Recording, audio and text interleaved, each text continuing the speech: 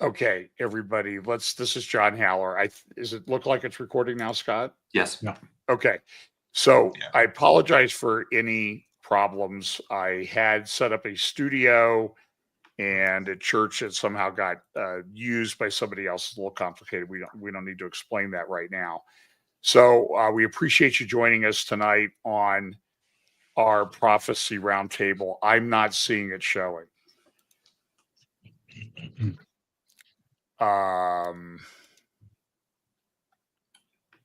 If anybody out Patrick, there ping the audience right now.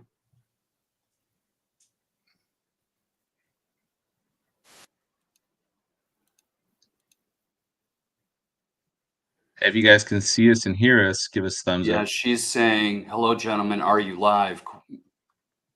Yeah, it says you're up. We see you. We're streaming Okay. somewhere. We just don't know what to wear. Yeah, let me just check and see if it's. I apologize, folks. This is an unusual problem that we're having right at the moment, and it's. Oh, they say they can hear us. We are live. Can you see us as well? Somebody say you can see us. All looking good and can hear you. Okay. We're going to go ahead and go. If this is messed up, it'll be recorded, and it's being recorded, and it will be posted later. If you would like, share, subscribe. Tonight, again, apologize for the fumbling around at the beginning. It's, four old white guys trying to do technology and talk about technology. But tonight I've got with me Scott Townsend, Patrick Wood, and Pete Garcia. And yes, Pete, you qualify as an old white guy now. I'm only 50. That's right. That's okay. Thanks for pointing that out. Thank you for that, Pete. Pete always. I used to think it was very clever when I used to say that to people when they were my age now.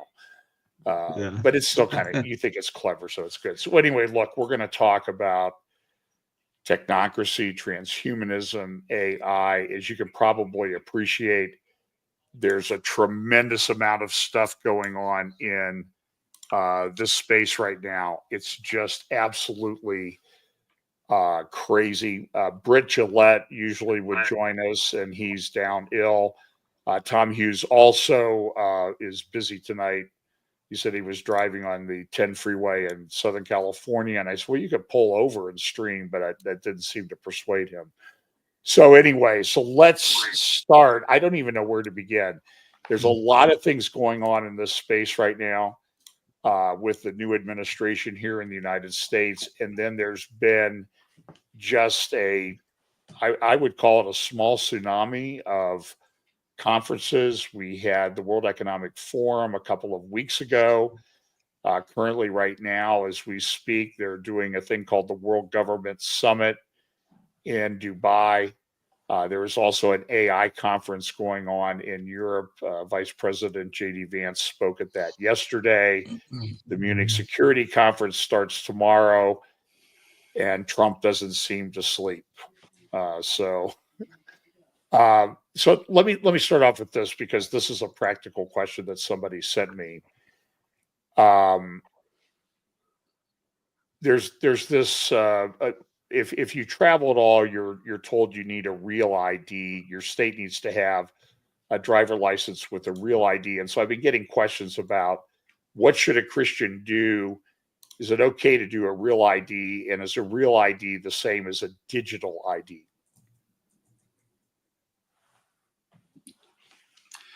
Well, I could probably take a stab at that. By the way, I live in California, which is one of the states that are on that list of, I think there's 14 states that offer a digital ID. But I would say 4 or 5 years ago, what they did in California is they took a little baby step. It was called Real ID, REAL. And it's not the same thing as what I'm seeing in this discussion right now. What they're discussing is a phone-based, ID that you can present to qualified receivers of that data. And there's very few use cases where this is actually possible right now, namely certain airports that have the scanning equipment to do it. And so this is, just gradually inching along here. And it just seems like it is not the same thing as the enhanced digital, real ID. In California, it's branded as something different, but it's not like this is an app.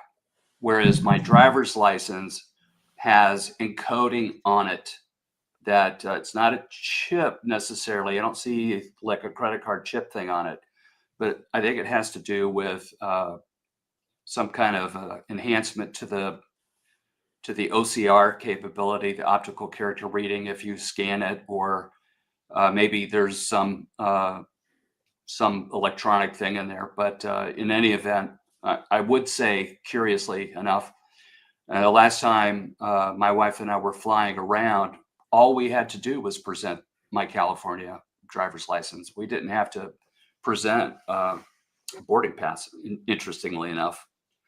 So I don't know if that was just a one-off thing, or if that's the new trend coming up. Patrick, yeah, I have that ID as well. State of Ohio is doing that. But I've noticed when I go to the airport now, they photograph me. Oh yeah. And compare it to what's the picture on my driver's license. And I don't know if it's voluntary or not. Look, my perspective on some of this is I'm so out there on social media and everything. I don't know that I'm ever going to be able to go back to, some kind of privacy or anything like that. So I've sort of resigned myself to that. But how does the real ID relate to digital ID? Well, first of all, it wasn't just a kind of a passive thing. They were telling us that if you did not convert over to the real ID, you would not be able to fly to another state. Mm-hmm. So there was a club, kind of a hammer. Right. And so people were forced, if you're flying outside of the state, which many people do, then you had to have this. Now, I don't know if they ever enforced it. But they sure do here. We have the same thing in Arizona. You don't get on an airplane if you don't have either your passport or a driver's license.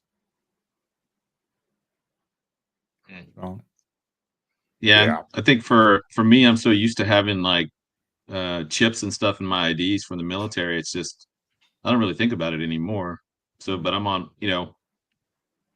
my my IDs are like crazy looking. Even the military ones are very crazy looking. So they all come with the chips now. So I imagine it's some type of encoding. What's that? Yeah, if you want to hold one of your IDs up so we can pass it around the internet, that would no, not in the world of generative AI. So anyway, let's contrast the real ID, which, look, at this point, folks, I don't think you're gonna, if you want to travel by airplane anywhere, you're gonna have to have it. Well, first of all, the real ID is passive. It's not intelligent. It's just a ID.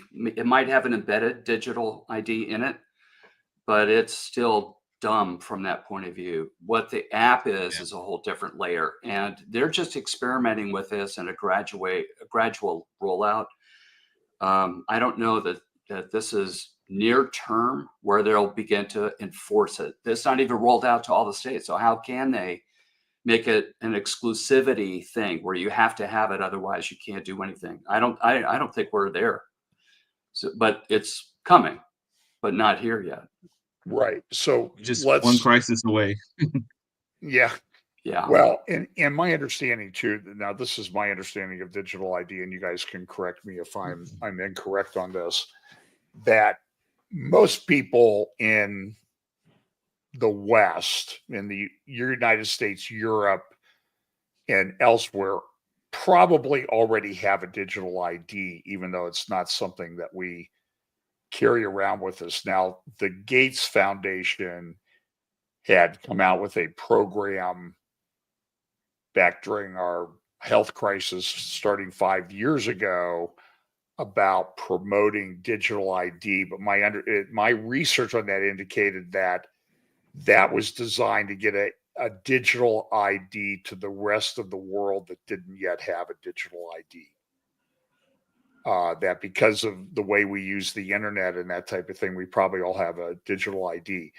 But I think the concern of Christians, the reason why the question keeps coming up, is this is a digital ID or a real ID taking the mark of the beast? Pete, do you want to handle that one? I say no. That's not going to be. I don't think it is either. So I don't either. So first of all, the Antichrist isn't here, and we're not forced to worship him, right? So I think this is just still stage setting and priming.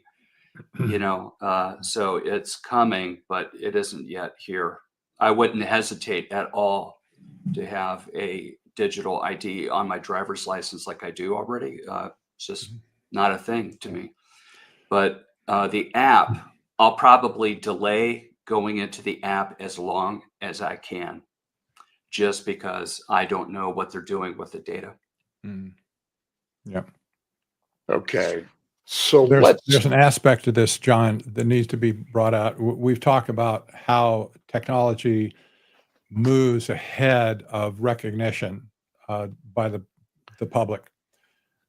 All of the things that we're talking about now are seen in society, like the driver's license, for instance. The technology at this point is several years ahead to create a digital ID for you based on your biometric and psychographic details already. And if you look forward in time where this is going to go, there'll be far more substantive issues to deal with other than just how can I get on an airplane. And we can talk about those things. It may not be profitable right now, but I'm just saying these people are moving at least to 2, 3, 4, 5 years ahead with technology that we know nothing about, basically. Yeah, flesh that out a little bit more if you want. I think that's a good subject to talk about.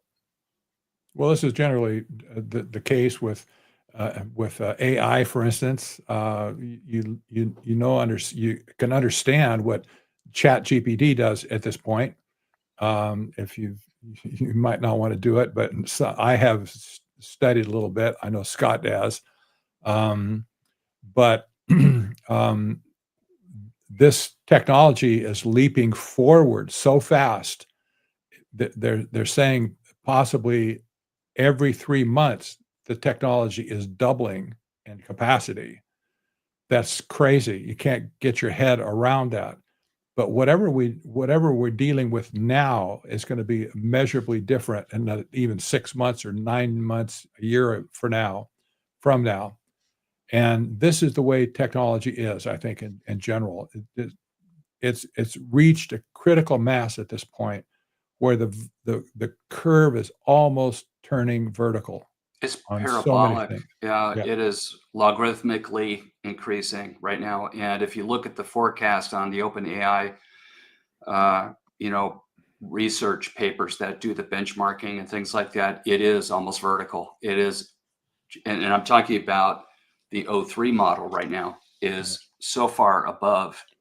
It's almost PhD level within just a few percentage points of being able to test all the benchmark testing that they have. In fact, here's something interesting, that the benchmarks that they use, like the ARC benchmarks, designed, there's $1 million bounty, by the way, if your AI solves the ARC survey test. So it is that was where they thought AGI or artificial general intelligence would be, is at that ARC award right there. But they've completely blown by all of that stuff. And the thing that you mentioned, Patrick, about every 3 months, it looks like there's this major leap. And the thing is, the benchmarks now are not, I'm hearing an echo from somebody.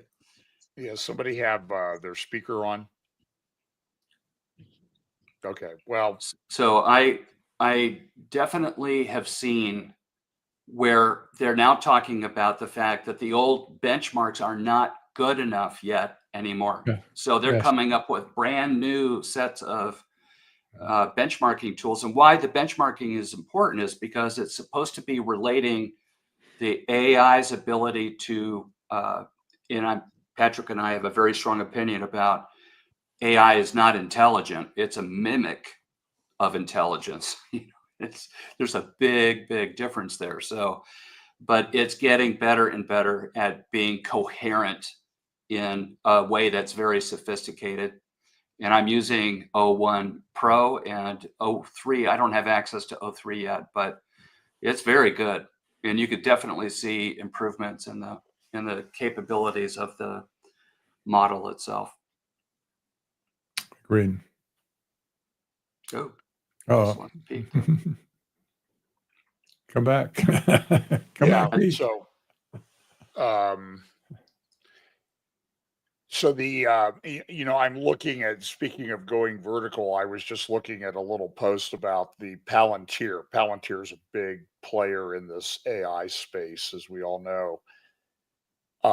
And they've got a lot of ties to CIA and technocrats and that type of thing. And I think we might have lost Pete. We did. He'll come back, I hope. Okay, so what's the let's not forget Anduril as well. That was Palmer Luckey's company that's doing military work. Yeah, their Palantir's stock price has gone up like 1,400% in the last 2 years. Mm-hmm. Yeah. So if you'd invested, I guess $1,000 in Palantir, you would easily be well over a millionaire by now. Mm-hmm.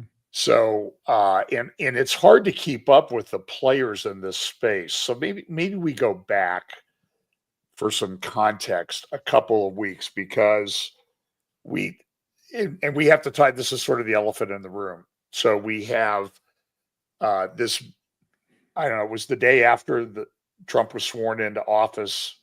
He brought Larry Ellison, Sam Altman, and the head of SoftBank to the Oval Office to talk about Project Stargate. So why doesn't somebody tell us what Project Stargate is and what happened there in the White House? Because then there was like a big dust up the next day with DeepSeek. So let's talk the Chinese version of this AI stuff called DeepSeek that kind of roiled the American markets the following Monday. We're talking like $1 trillion in value evaporated in one day. Mm-hmm. Mm-hmm. Yeah.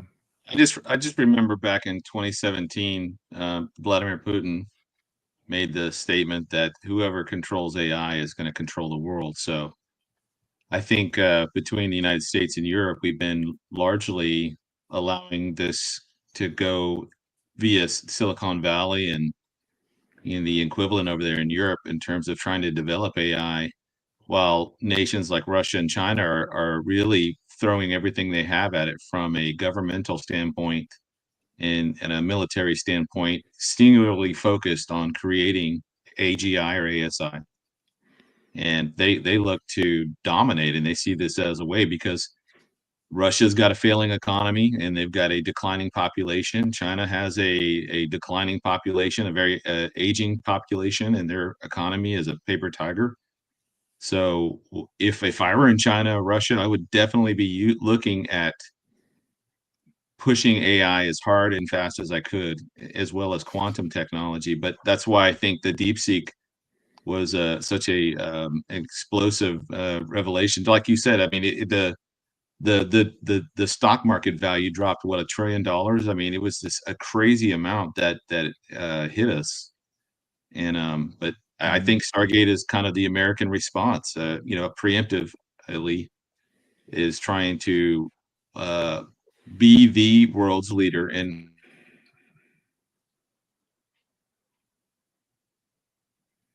Uh-oh, Did we just freeze? he froze. Hey, Bummer.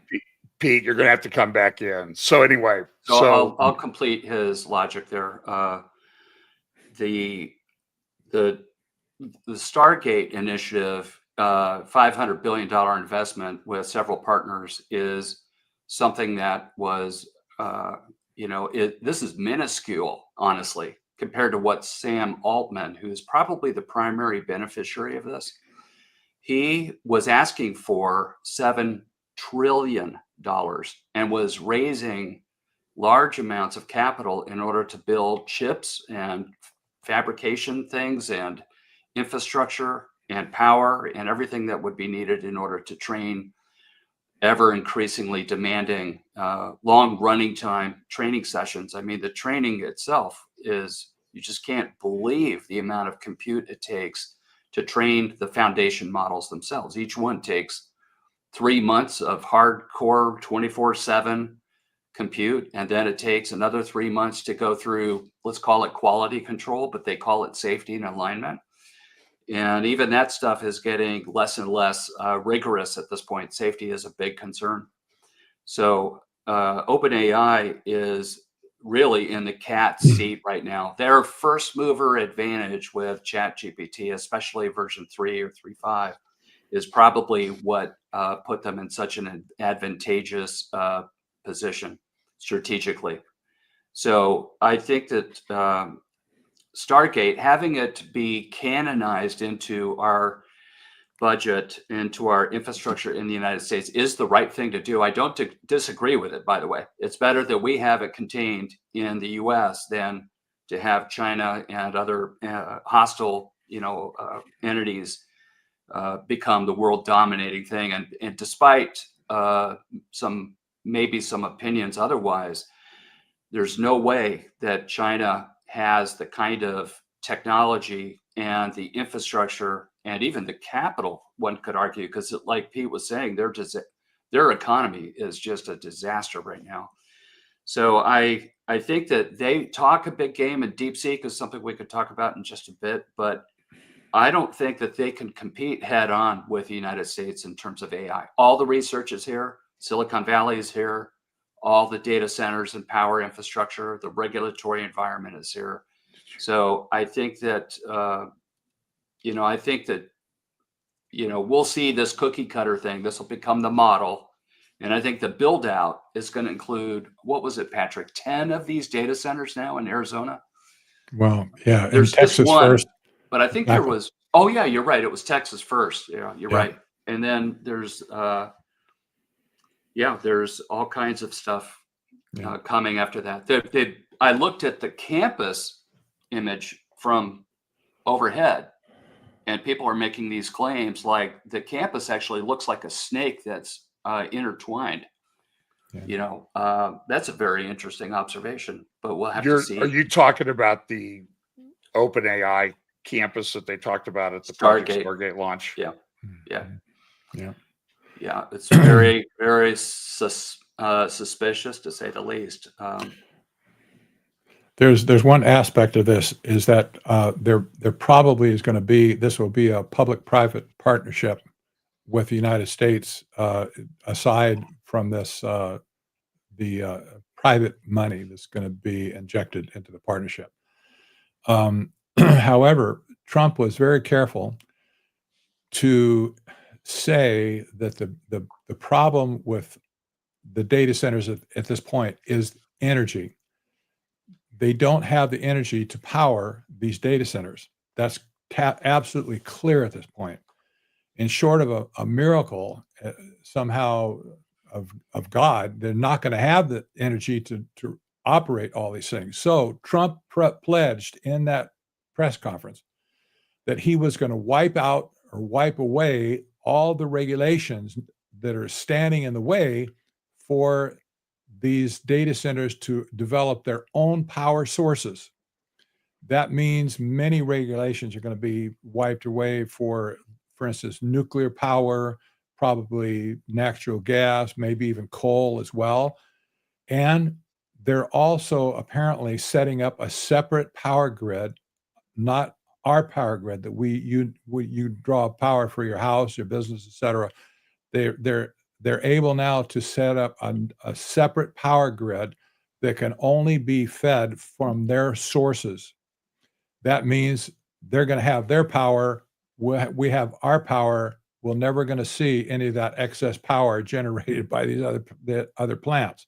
They can ingest it though, Patrick, but they won't put it out, you know. Well, exactly.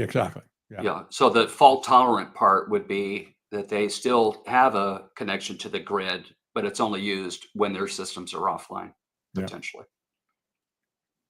Right. So let me play. I hate to use the term devil's advocate when we're talking about this, but let me play devil's advocate. So, given the power needs that these data centers are going to need, and look, we live in a place where there's already very high level discussions in Ohio state government about what we're going to do just with the data centers being built here locally in the Columbus area. And I mean, they're all over the place. I mean, Amazon, we drove out by there recently, and we'd been by there, but it's kind of shocking that Amazon's spending $18 billion in construction. I mean, I think that's way beyond what it costs to build the biggest building in the world. So they're building that's just what they're investing here in Ohio, out in New Albany. And Facebook is in the billions, Google's at about $8 or $9 or $10 billion so far. So is Microsoft. Right. And so the concern that this is just locally. So the concern is that these data centers are going to suck up all the power on the grid. So we, and so, I mean, is it a bad thing then that they're setting up their own grid? I mean, no, they'll use small reactors. So they'll develop very quickly. They'll have to do it. So instead of these massive nuclear plants that you normally see, they're identifiable by their cooling towers that are convex. You know, they shape like this, and they have to be near a water source. You know, which is why, you know, you only see those things. There's a Diablo Canyon one that's over north of San Diego, if I remember.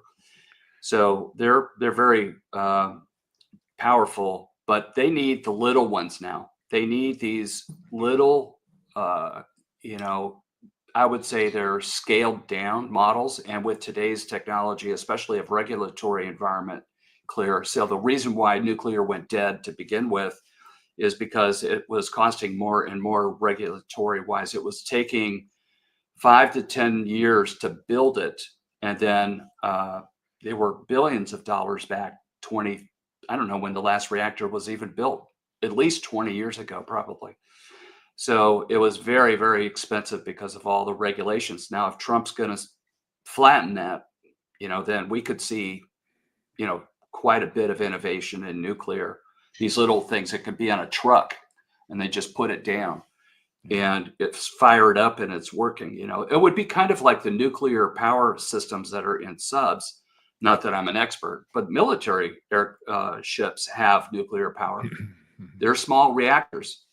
And I don't know how many megawatts or gigawatts they put out, but that's just a matter of scale. We know how to do this. So I don't know that it's as big a deal as, you know, it should be. But the biggest thing that I see with Stargate is actually the most revelatory piece to me. And you have to think about this for a second. Technocracy is live and well right now. Think about what they just did. We have the US government participating in an AI infrastructure system. Just let that sink in. And now we have Elon and his team, at the Department of the Treasury using AI to query for, payments that are not in the best interest of the American people, as they put it. And I think that the biggest thing that I see with the AI that Elon is doing there is I've thought very carefully about this. What is the best way, let's pose this as a question, to get AI into our governmental system? And the answer to that is, in my opinion, after a lot of thinking, to demonstrate the positive benefits of AI. And so what did they do? They planned, I think, in my opinion, take with a grain of salt, that the lowest hanging fruit in the governmental system was the most corrupt organization that we all they would know about. We don't know all that, but they did, certainly. And so as I see this narrative now, that isn't AI great, and these young men that are sitting there, are having fabulous results with all this. And the use case, after Elon just spoke at in the Oval Room about what's going on there and the transparency thereof, is what they're hearing in mainstream news at a 9th grade level is AI is good. Look at what it did. And I think it's very powerful, no doubt about it. But I think what's going to happen is it's going to drift out of the U.S. Department of Treasury into other areas of the government. And by the way, once you get an AI infrastructure into a place, you're never going to get it out of that place again. So I think slowly but surely we are seeing our government commingling with these advanced large language models and the AI infrastructure. This is technocracy.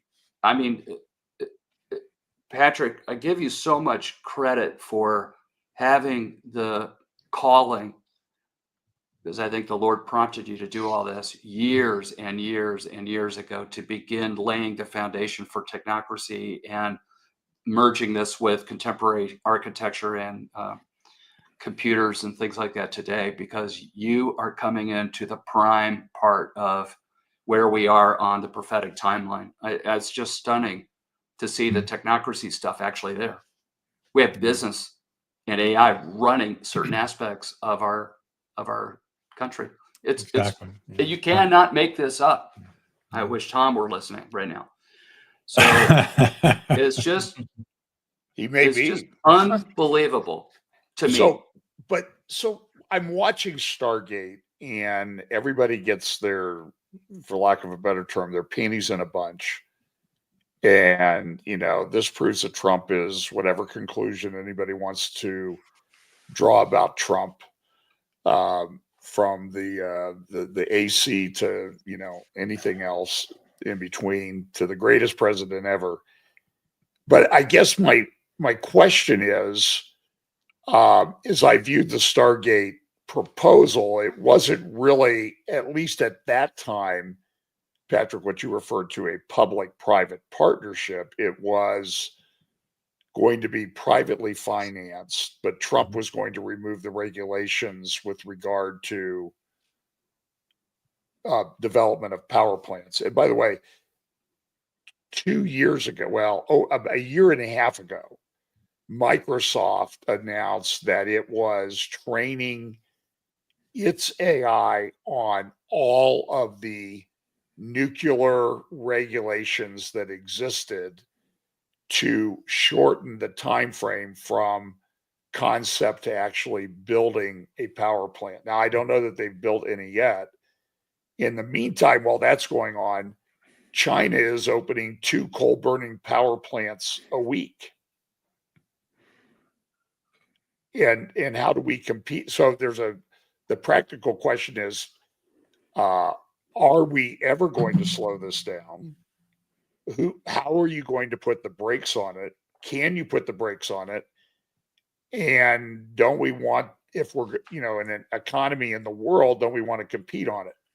Maybe Pete could weigh in on that, and then we'll go to Patrick.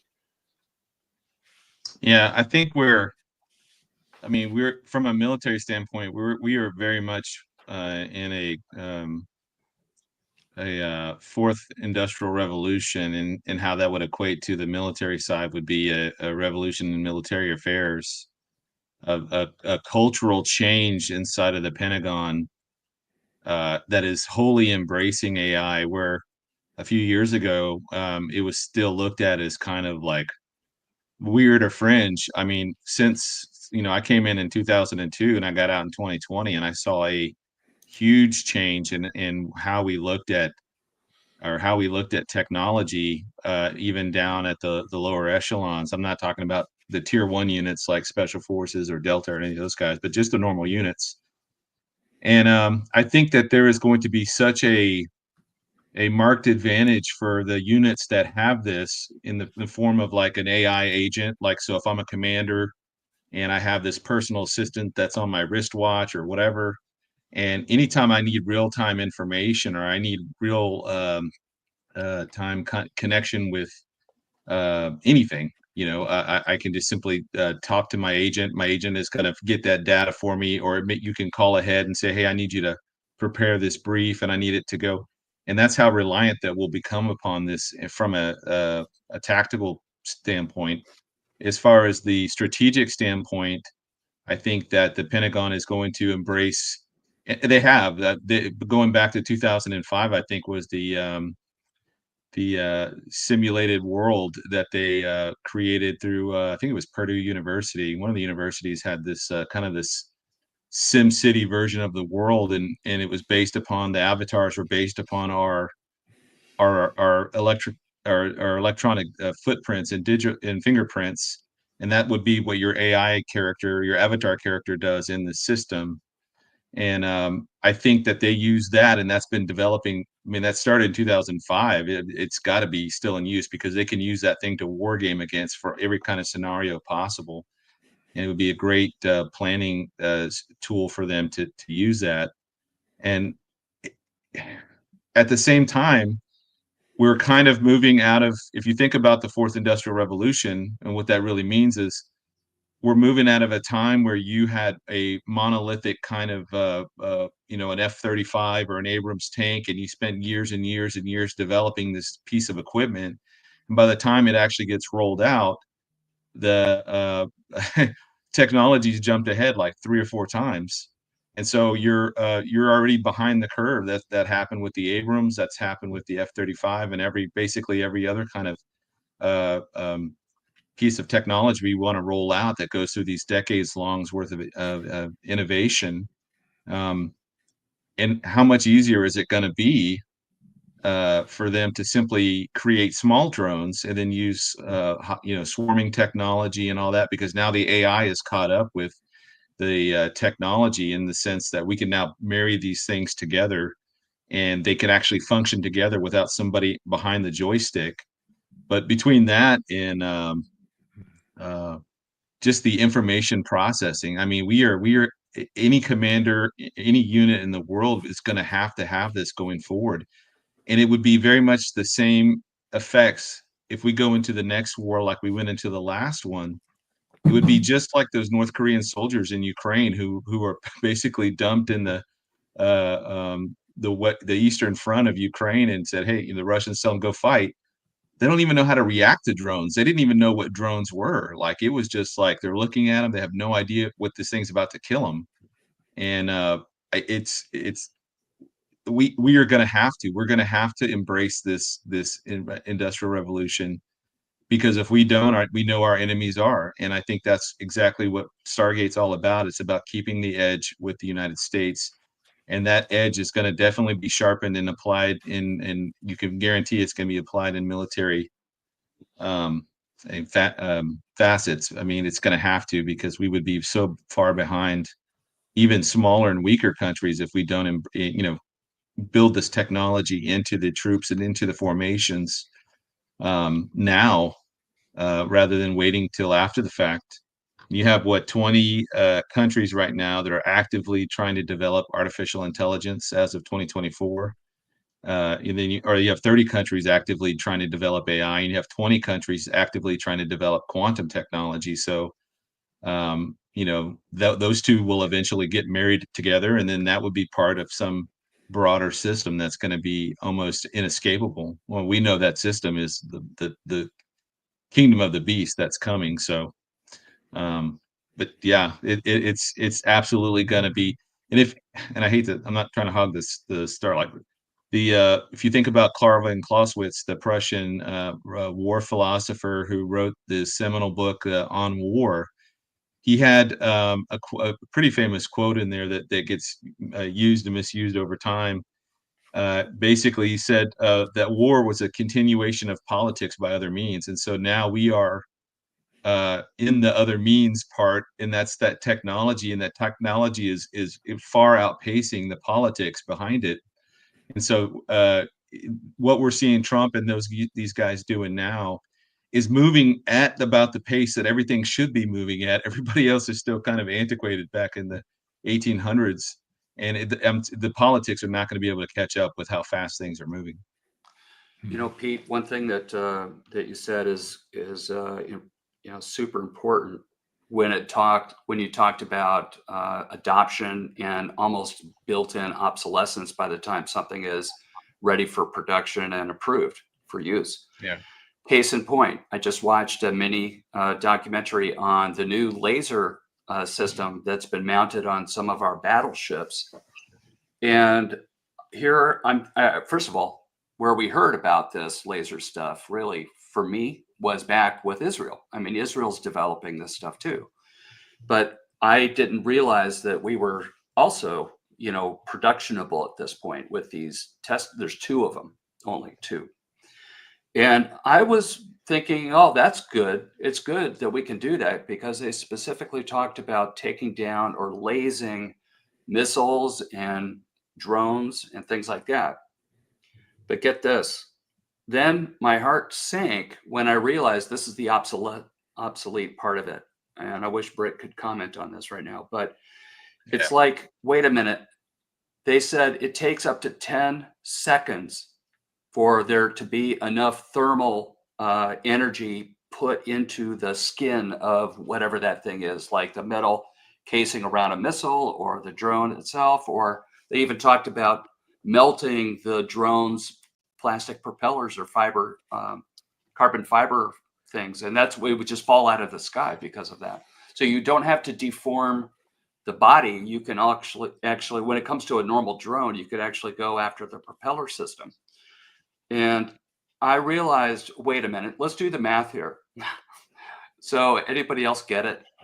So you could do maximally 10 destructive events per minute. And if you have a hive mind AI autonomous swarm of any size, 100, 1,000, whatever it is, Britt would say 1 million at a time to take down a battleship. A laser is not going to do it. It's just it's so far off the mark that it's just it's very sobering. What do you wait? Say that again. You mean that the AI, the laser can't handle it? Yeah, it's great. Okay, but if it takes 10 seconds, John, do the math. 10 seconds per item that it's trying to destroy. That is 10 per minute. Okay, so if you've got hundreds of swarm, drones coming to you, you can't laze them. And so that's the problem. I mean, it's old. You can't, even that is old. And they only have but two they did of these it devices. in Star Wars, Scott. No, I agree with you. I mean, that's been the limitation why Israel hasn't rolled out its Iron Beam yet, because while it's way cheaper, it's logistically limited in the scope of the geography and number of enemy things coming in. So, you have one laser coming from one laser machine, but it can't take out 10,000 drones. I mean, That's the I point. don't know if you guys saw the New Year's Eve things that took place in different places, especially one I think in Shanghai, China, where they had, I don't know, 15 or 20,000 drones doing these designs in the sky. But if they could do designs in the sky like that to, make a pretty picture, they can also come at you with a lot of different things. And Ukraine has done quite well developing drones, using drones against a much bigger army. And eventually they run out of road, I think, but they're doing a pretty good job. I mean, there's a slaughter going on in Ukraine and has been for 2 years. Yeah. So anyway, footage of that, it's really disappointing to see it. Yeah. So I guess my question is, so let's go back to Trump and kind of focus in on him and the Trump administration and Stargate. Did what we saw the day after the inauguration a really, really bad thing? What do you think, Patrick? DeepSeek, you mean? Yeah. No, I'm talking about the Project Stargate Okay. rollout. We'll get to DeepSeek in a moment. Yeah. My perception at this point is that technocracy, the movement, and the practitioners, the technocrats, they're making their move right now. They've been hidden for so many years from the public view. Elon Musk maybe is the only one who's been raising his head when he bought X, Twitter. But they've been building their infrastructure for at least 30 years at this point, and they've avoided the limelight at all costs. But now, I predicted this in my first book, Technocracy Rising. There would be a time when they figured all the requirements have been met, the infrastructure is complete, and it's a time for them to basically attack and say game over. I think we're at that point right now. I hate to say that. And I'll give you a 20% chance that I'm wrong at this point. I just leave a little room for Patrick, hopium, right? What do you mean by quote, it's over, unquote?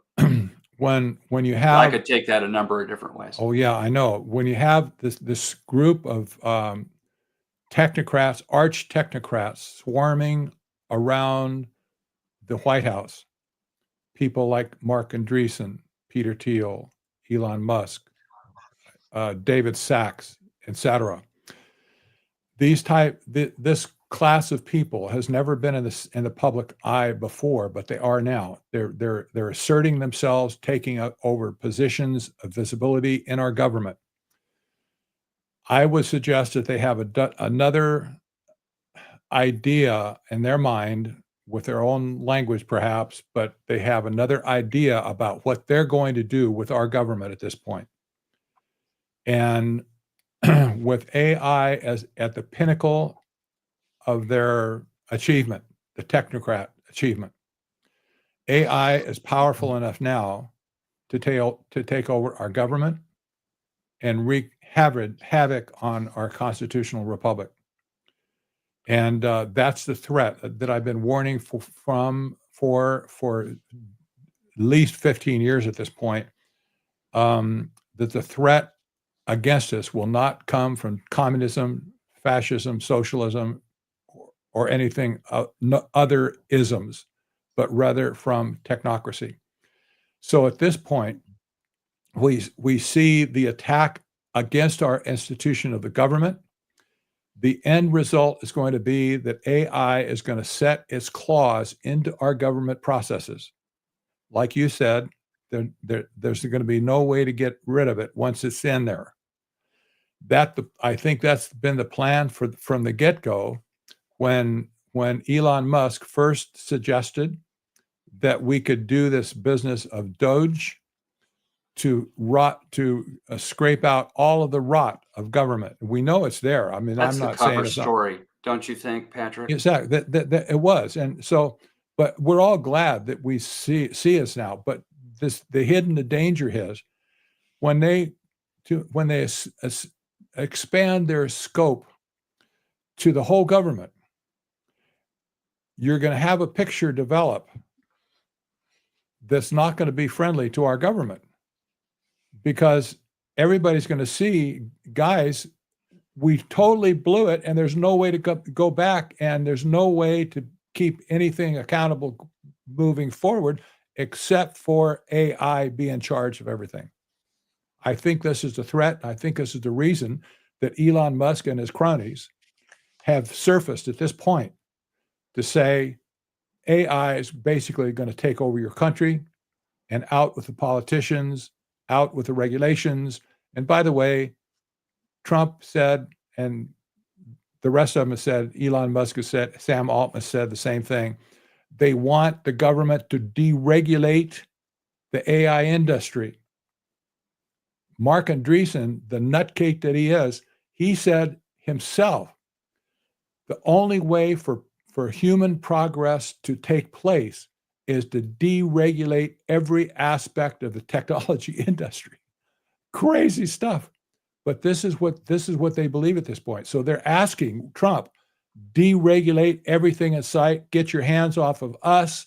We'll handle everything for you. Trust us, whatever. So this is kind of why I say technocracy's day may be upon us. And you know what? After listening to the 16-minute or so speech from J.D. Vance, yes. Well, I'll tell you, Scott, he read from the script. I mean, it was unbelievable. That's exactly what he said. Trust us. Let the U.S. do it. We invite you to partner with us. Well, there you go. Yeah. Why don't you? So J.D. Vance spoke at a AI conference in Europe. I think it was I don't know where it was, Paris or France. France. In France, yeah. Of course, that's kind of ironic, isn't it, Patrick, with all of the technocracy stuff that kind of emanated from there back in the French Revolution and the Jacobins and all that, and the beheadings that accompanied all that. That's kind of that's kind of now I'm not going to sleep tonight. So anyway, so Scott, why don't you had sort of summarized J.D. Vance's speech, because I think it's a pretty important speech. It's very important. And by the way, he's a remarkable man. He's very articulate, and it goes beyond just reading from a teleprompter, which he was doing. But I think just overall, his presence of mind, he's very quick thinking, and there's a lot to admire there. And he also projects a certain amount of strength in his demeanor, in the way that he is. So when he stood there looking at all these other people and saying basically that, we are going to be the world leader in this thing. You do not want, what did he call it, guys?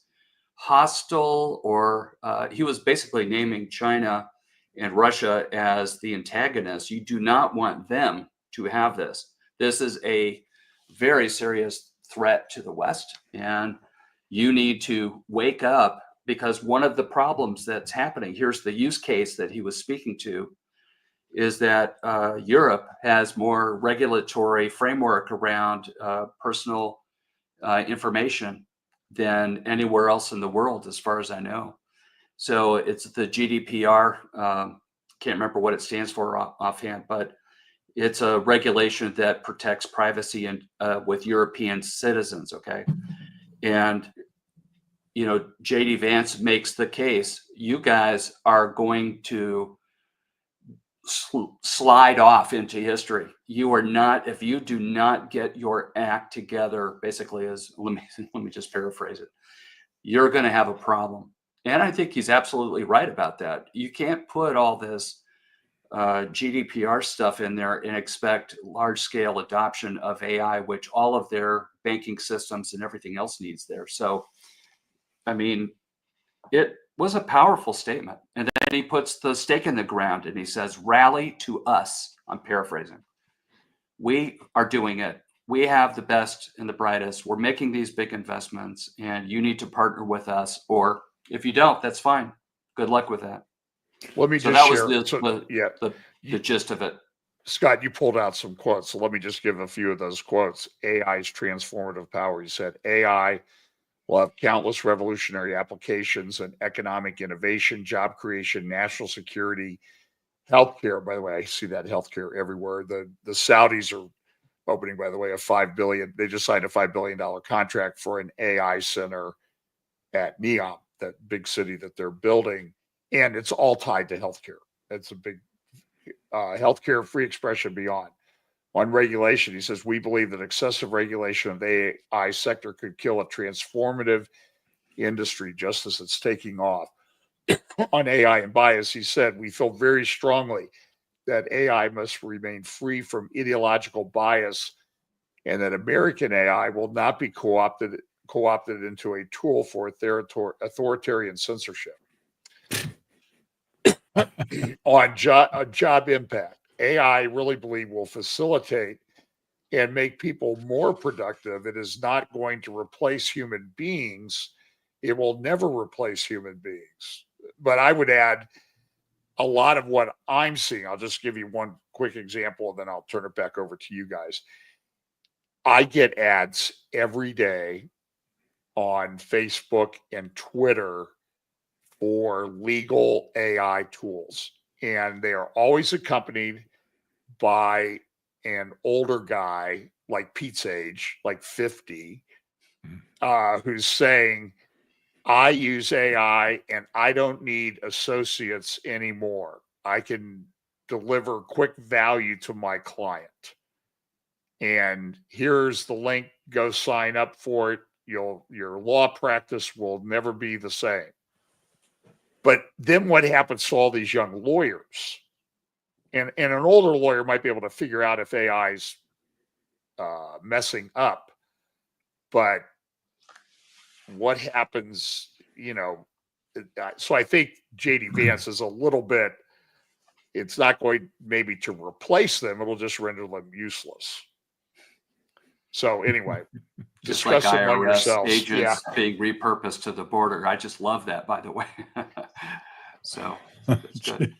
Which is why you need UBI. You need the universal basic income. That'll come about. So the last crisis we had in 2020, what did that do? It sped up the digitalization of everything by 6 years, according to certain newspapers and journalists that I guess did the research on this. But when you think about that, it also increased the bandwidth because everybody was staying home and they had to get on Zoom and do their work from home, et cetera, et cetera.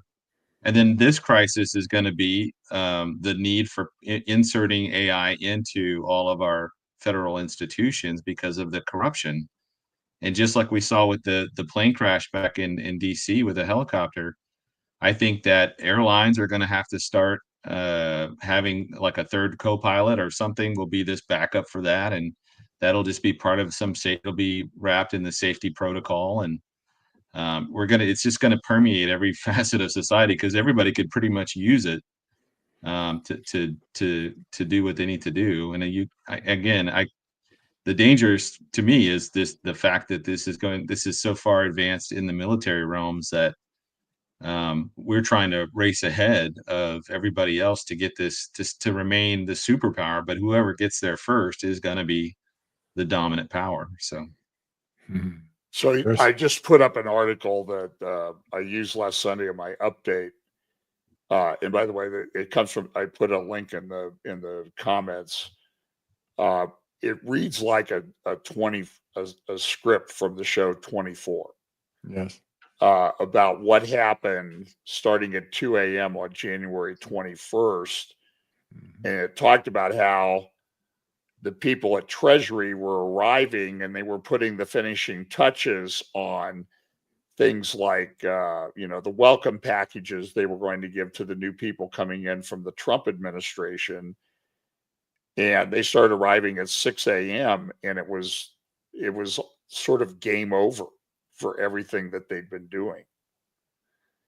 And this guy's kind of a new agey kind of guy, so be careful with what he says, but he's a very good writer. He's been writing a new thing every day about this. I mean, and so Patrick, I think your statement that this is coming, they're using AI in there right now.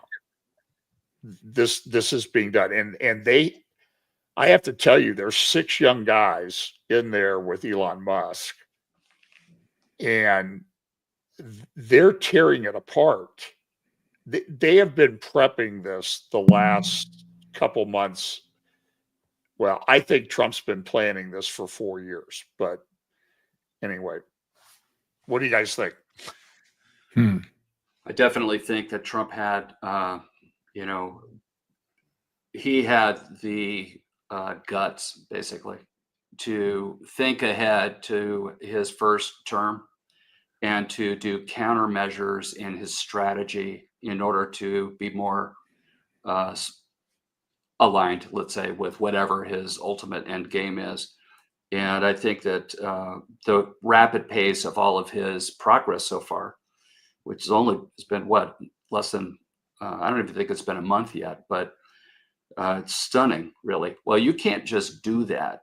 You have to have all that stuff pre-planned with the right people in the right positions and everything. I noticed that Tulsi Gabbard got approved today. Yeah, That's by the way, Scott, it's been 23 days since the 23. There you go. I don't know if our audience can appreciate this all, but the tech guys on this panel right now are freaking out completely. We cannot absorb it. I don't even know how to ingest it all and to process it all the things that are happening right now. It's just truly astonishing.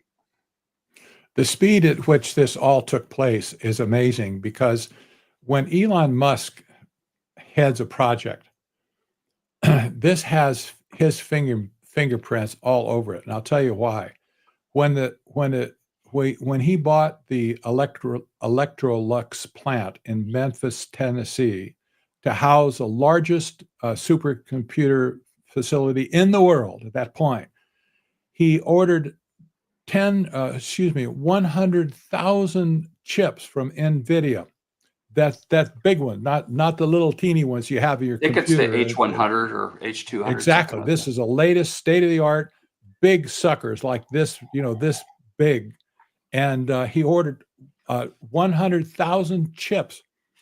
They delivered it to him in the warehouse. 19 days later, the chairman of NVIDIA appeared on a video press conference, I think, and he declared that Trump somehow pulled it off to assemble that whole mess into a working operational system in 19 days.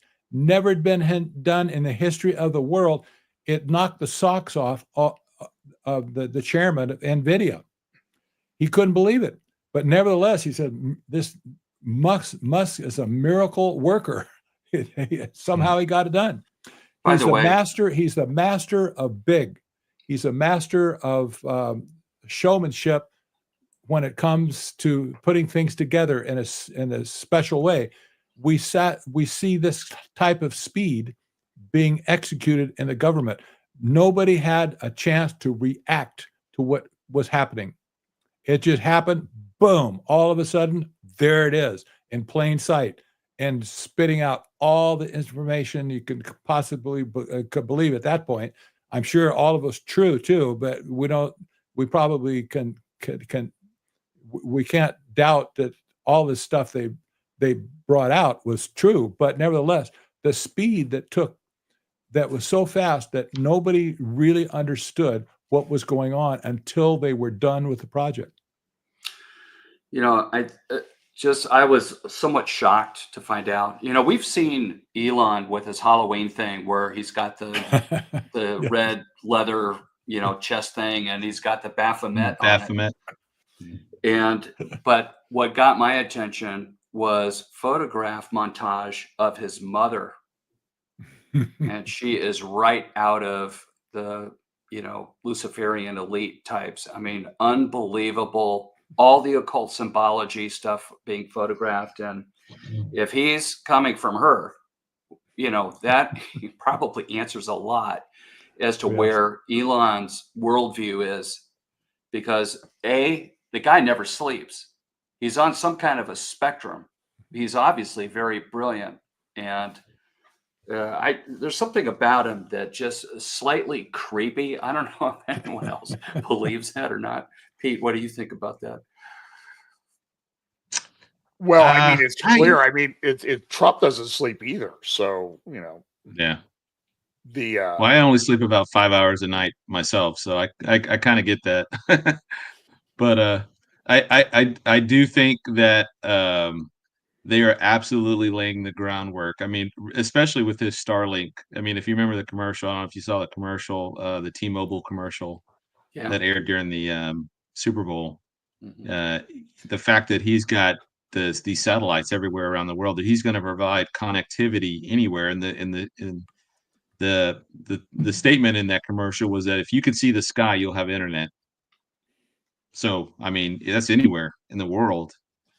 And if you think back to, I always talk about the tyranny of the present as an idea, where we get stuck in what we think technology or the future is going to look like, but we base that on our present day surroundings.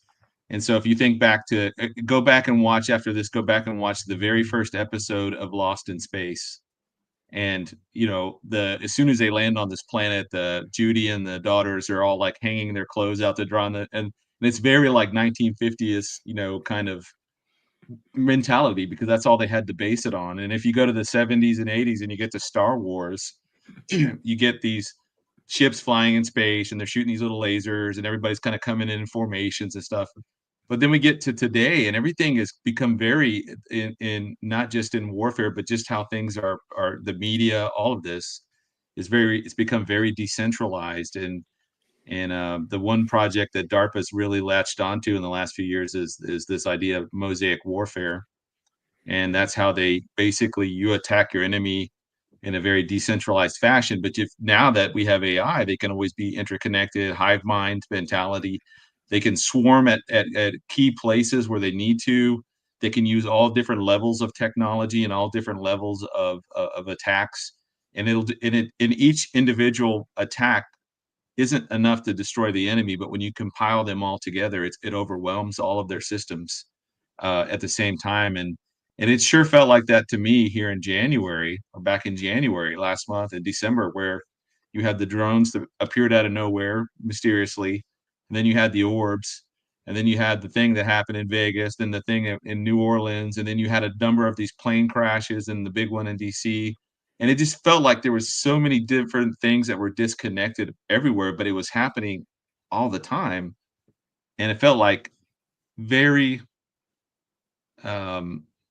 it felt like we were under some kind of mosaic attack. Just because it was the variety of so many different things happening.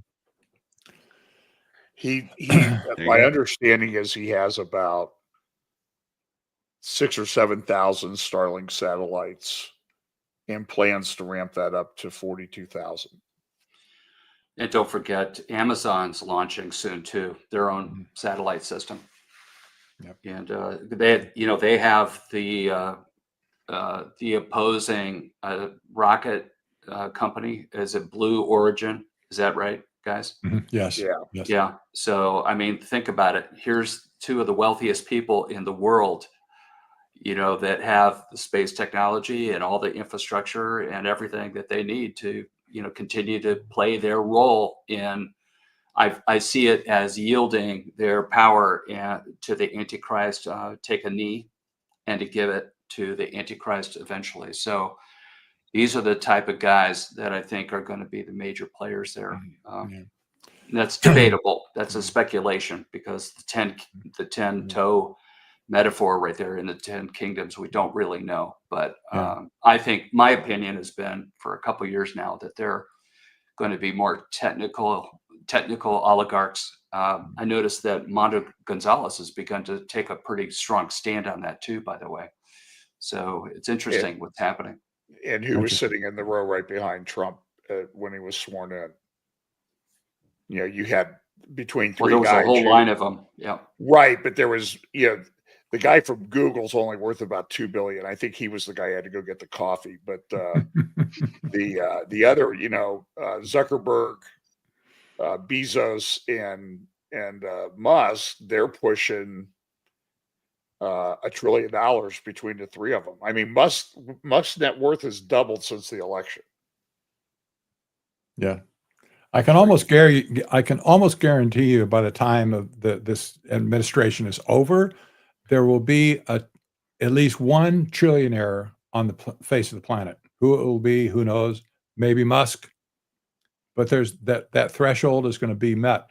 And by the way, John, maybe I know we're probably scaring some people here. Maybe we should have a hope break, a hope break for just a minute to talk about some positive things, especially from a spiritual point of view. Okay. Might be a good thing just to get people off what we're talking about a little bit onto the biblical things. Okay, so let's do DeepSeek, and then we'll do the hopium part. Yeah. I call it the commercial break. Yeah. So I've been watching DeepSeek. You're right. We've talked about the fact that when it was released, and this is still just 2 or 3 weeks ago, this is an AI large language model that came out of China. It's not unexpected because DeepSeek has been around. It was run by these mathematician types in a research lab. It is not like a typical AI startup. The background of these men, many of which are PhD, very, very smart people, they were working on machine learning and other things, mostly through Alibaba and their technical team. Think of it like the Amazon of China, AWS, the Amazon Web Services division of Amazon. So they had these models and they were getting better, but no one expected, this R1 model, which had been trained through a distillation process from O1 from OpenAI. And many have said that they actually stole intellectual property, and that what was shocking and sent those kind of like shockwaves in the financial loss, I think you're right, it was about $1 trillion in about 6 hours. It was the fact that they had trained this very comparable and sophisticated model that does chain of thought and self-reflection, prompting and response for just $6 million. And compared to the hundreds of millions of dollars it takes to train AI in the United States, boy, did that send a shockwave through there, because what people were thinking and why it hit the financial markets like that is because they were saying to themselves, well, wait a minute, if there's an open source version of O1, why do you need O1? And furthermore, if you can train it in just weeks at just $6 million, why do we need all the compute infrastructure? And that's why NVIDIA and Broadcom were especially hit by this news, because their future, the net present value of their proposed income stream is very, very big number. So if there's new technology that begins to erode the future value of their pipeline, their sales pipeline, well, that's going to have to be factored into their price. And that's what happened. Because this got everyone's attention so quickly, and because it came out of China, there were people that immediately began probing the model for leaks and what it was doing behind the scenes. And they did discover initially, I wrote a Substack on this, that they found traffic where when you were using the model, it was pinging and sending data back to China through all the work that they were doing. And then certain companies that are hosting DeepSeek as a service, Grok being one of them, there are others, they began to claim, no, trust us, it's locked off, it's okay, it's going to be okay, you can trust us. I don't know if I believe that, honestly. So it was groundbreaking in the sense their algorithms are being studied right now because it's open source, remember.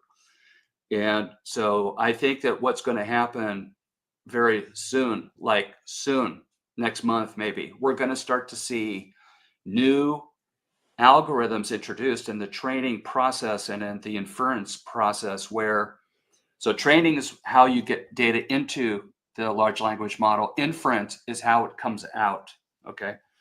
That process is going to be much faster and cheaper than it used to be.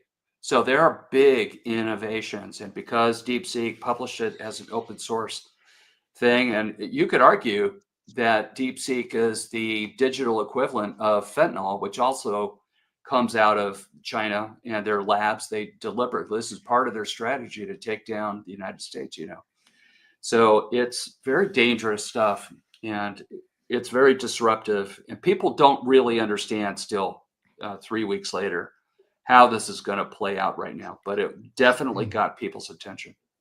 And my guess is, just to wrap up this point, the first thing that would have happened is Sam Altman would have called, 47 and said, this is why we need this in the United States, make it happen. See what I'm saying? Totally. Sure. I mean, it's sort of a defensive measure. We need to take control of this, and so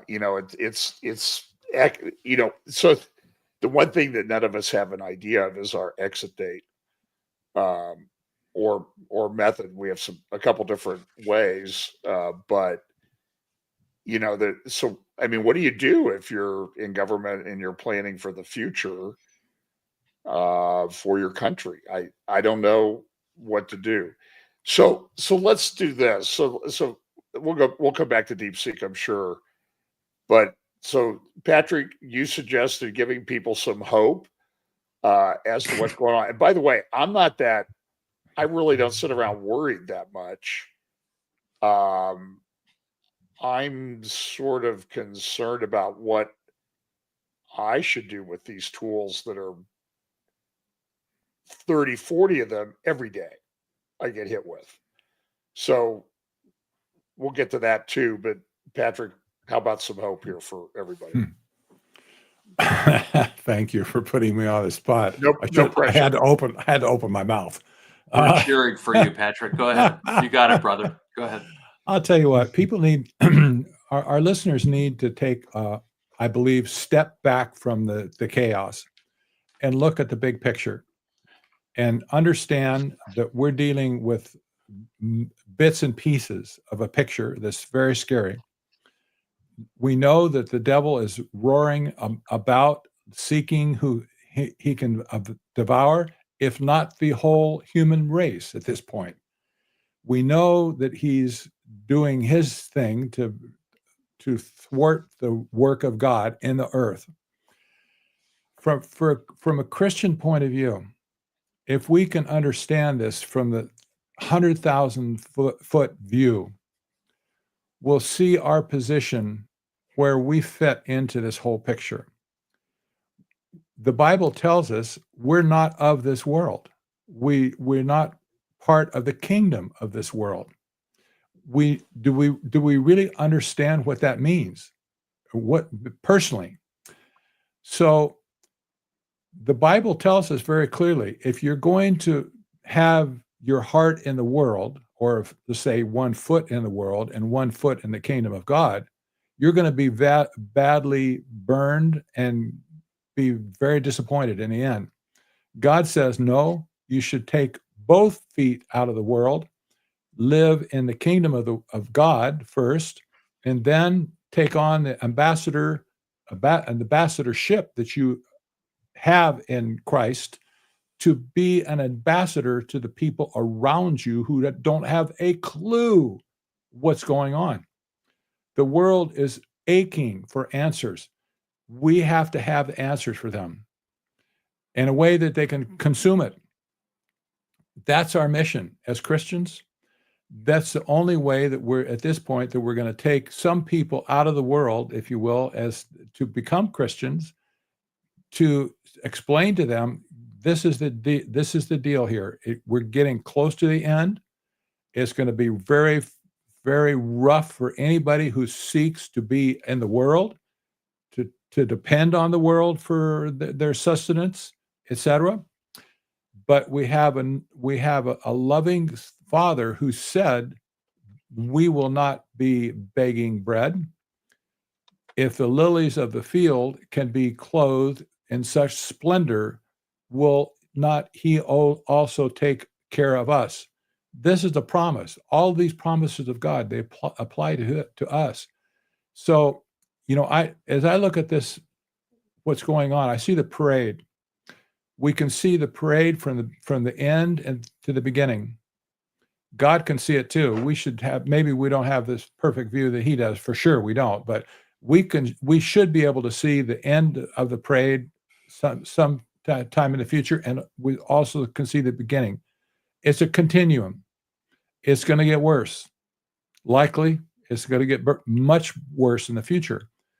But our hope is not rooted in this in the first place. If your hope is going to be there, well, I can't speak to you, actually. If you want to put your hope in man to solve these issues, it ain't going to happen, ever. Anyway, I'll get off my soapbox. I think that's the answer for many people today, Christians especially. You need to look up in the New Testament, what does it mean to be an ambassador for Christ and for an ambassador for the kingdom of God? That's your role, I think, at this point in history. Yeah, that's very well said, Patrick. I love that. I'd like to add a couple things. One is that first of all, I spoke to this issue on my Substack, iamawatchman.substack.com, where I had an article on fear and anxiety. I encourage our audience to see that. I also remember just over a year, maybe a year and a half ago, spending time with Lee Brainerd on the Soothkeep channel, where we talked about the Watchman community being like a hidden asset, if you will, in these days. So the Watchman community has been ignored, has been suffered a lot of pushback, mocking, scoffing, just very difficult to talk to pastors, for example, and to talk to others about what we see and the warnings thereof that we give. And I told, in the process of talking to Lee, I remember saying that we were like the well-trained. So we've been prepared for this season, actually, believe it or not. So I want our audience to hear that, in my opinion, we have been trained for this. Yes, we have been spending years or decades getting familiar with what's happening in the world and the way that it's really working. And we have all of this knowledge. And I think that we're like, our time is coming as watchmen and watchmen right now. That's a super encouraging thing, because here's what's going to happen, I predict, is that when we get these dominoes pushing over, a black swan event, digital IDs, CBDCs, whatever that stuff looks like, war, could be anything really. There's dozens of these little dominoes that they can push over to get the results that they want to. So I think that when pastors and churches start to see this, here's the prediction. The congregation is going to want answers. And here's the problem. The pastors have not been taught eschatology, for the most part, in seminaries. And they have ignored or pushed back. Oh, it's just too controversial. We can't do that. I'm not going to do that. No way am I going to talk about that stuff to my congregation. But the problem is the people will require it of their pastoral staff. And that is when the pastor is going to have this onion peel moment where they're going to say, uh-oh, I have probably miscalculated, misjudged this stuff. It's actually happening, and I don't know what to do. And that's true. They're not going to have the years and years and years of background in all of the things that the Watchman community knows. And so what's going to happen, in my opinion, and my hope and my prayer, is that there's going to be this amazing intersection that is between the pastoral staff of churches locally and the Watchman community. I bet you that there are, in the spectrum of the callings and skills and abilities in every single church, there's probably at least one watchman or watchwoman there. It's just part of the body of Christ. There's a distribution of these amazing people. I count myself as one for about 8 years now. So I think that what's going to happen is the watchman community will stand up and they'll say, I know what's happening. And then all of a sudden, you're going to have this shunted over private conversation between people that know and those that have to get up to speed quickly so that they can address some of the things from the platform. Does this make sense? Mm-hmm. Absolutely. And so I think the warning here to the Watchman community is, look, I feel like I'm battered all the time. I just got a fun thing from Facebook that revoked my last post on the best practices on AI intrusion, where I featured Zoom. That was taken down to 2 hours. So it's happening, all of this stuff. So it's just, I think that we realize that there's this opportunity to share in a spirit of love and concern. And my caution is, because I feel that surge of frustration and somewhat anger, like, why didn't we have this discussion 4 years ago when we went through the other thing? And look at all the time that was wasted. You know, you can go on and on. You can have this little conversation in your head. You've got to take authority over that conversation. That is a foothold for the enemy. Don't go there. We have to put our boots on, and we absolutely have to speak the truth in love, and to do so in such kindness. We are not going to back up the dump truck and say, all right, Pastor, you ready for this? Look at what I've learned in the last 8 years in my case.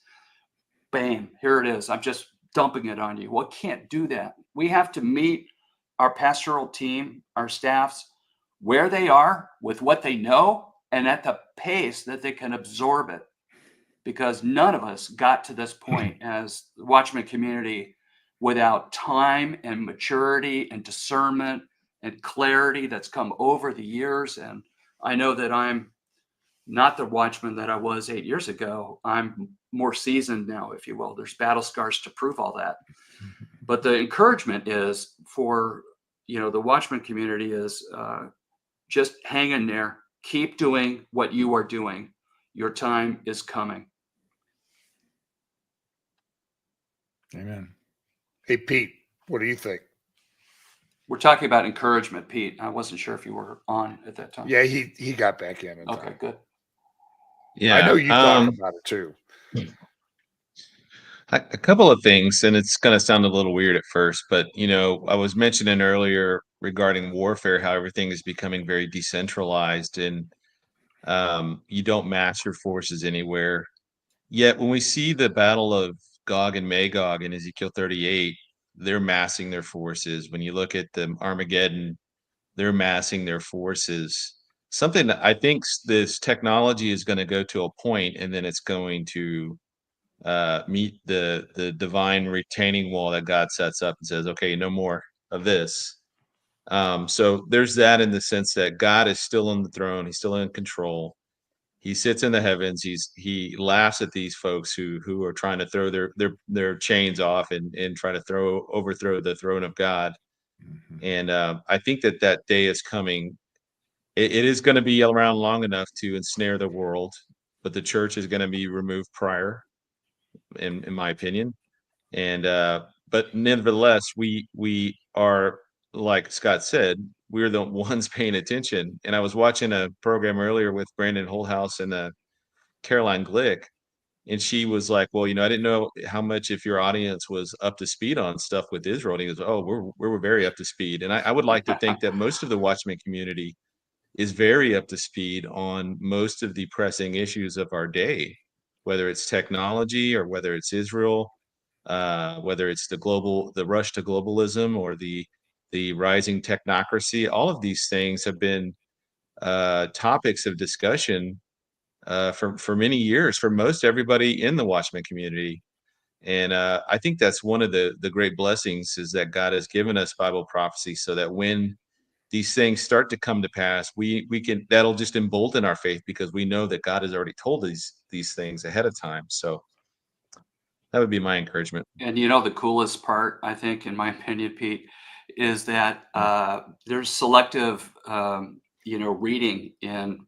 I mean, you cannot read. I just did my last semester of my Bible study was the end times and the epistles, and the letters to the churches. And it's full. It's full of stuff. You'd have to be willfully ignoring, 2 Timothy 3 and other passages, not to mention all the rapture ones and the 1 Corinthians 15, all of that, John 14. So to me, it's like all we have to do is open up and point to the word of God. That is the authority. See this? See what it says? This is what we're going through right now. And I think that's the beauty of it. The Lord has paved the way for us to have that future conversation when our pastors are ready for it. I'm hopeful. Okay. But I also at the same time know how we work.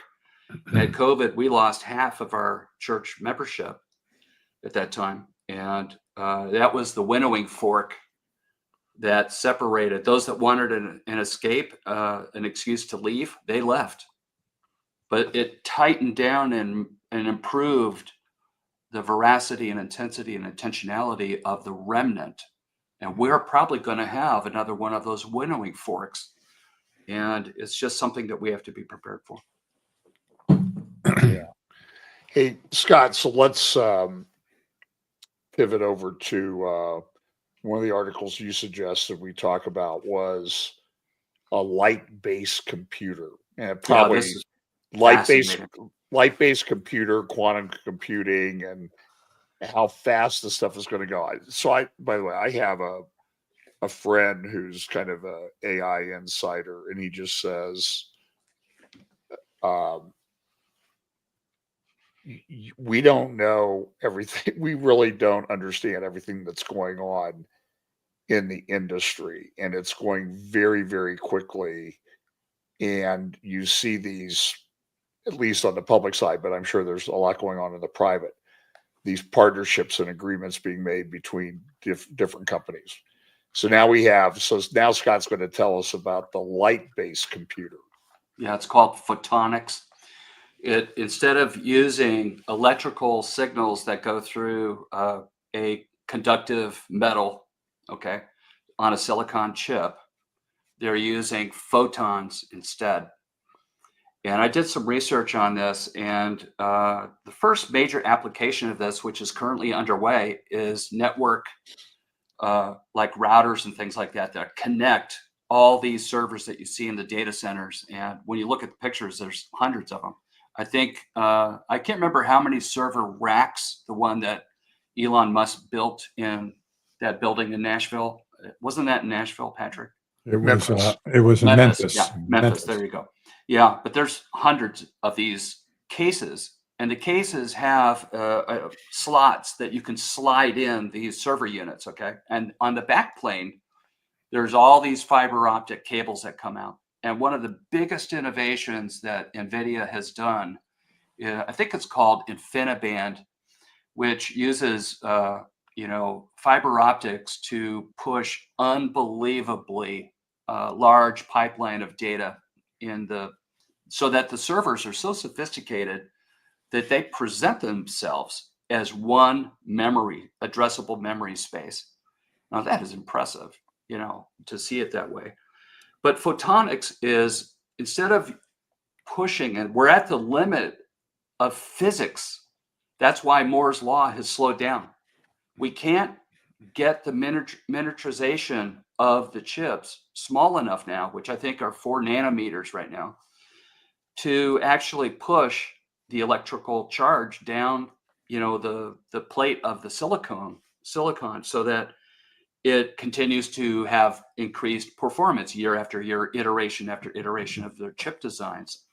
So what do? Well, quantum is one side of that, but photonics is the other. So I found out that in terms of electrical impedance, and which generates heat, which is why you need all the air conditioning and power requirements of a data center, the photonic based chips are supposed to be 10 to 100 times more efficient from an energy point of view. And this is something, Patrick, that, when we talk about the future architecture of these data centers, it may not require as much power as it does today. But again, we're talking maybe a few years away from now. It's not yet. They don't have them completely. These are experimental lab issues right here. There's a picture of what a server cluster looks like.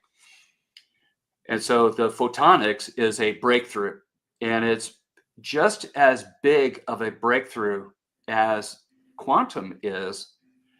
And I can't remember, was it you, Pete, that brought up an article about quantum and the error correction? Did you bring that up, or was it Britt? Maybe Britt. Okay. Well, I can speak to that maybe. So what's happening, they have decided, by the way, AI was just used to squeeze another 6% improvement in efficiency with, I think it was Google's quantum computers.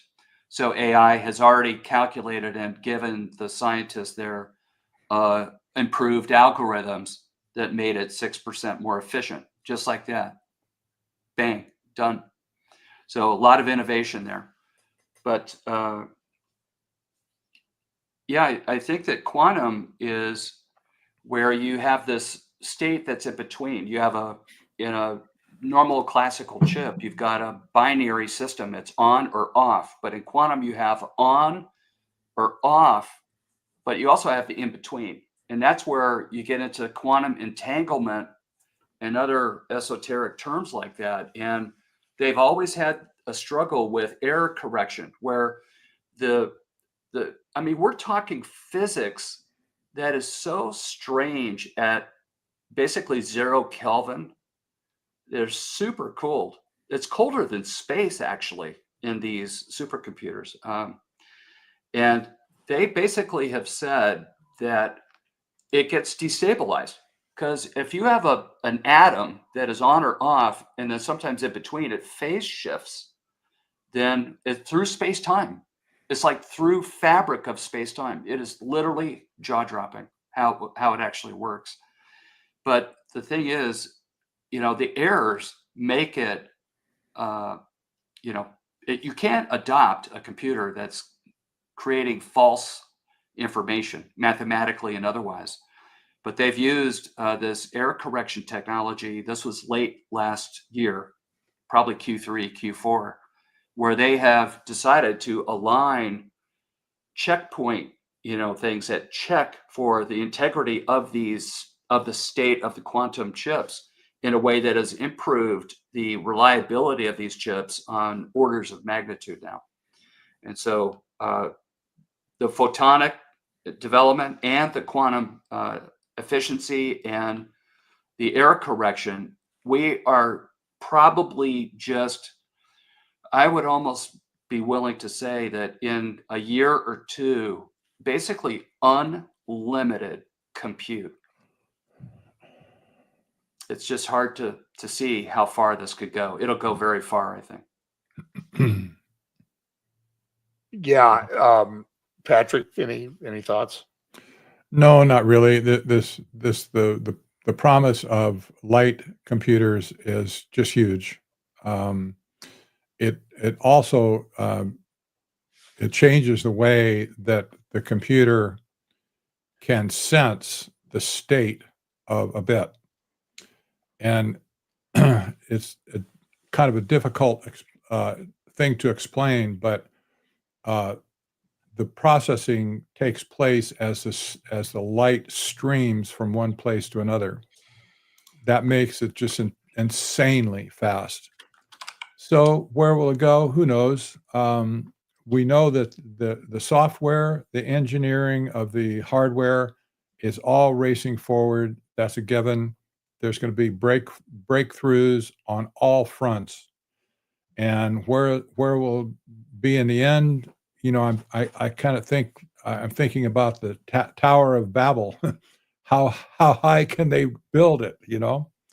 But they're not done. Obviously, there's lots of mileage that they can achieve with all the tools they have right now. Crazy.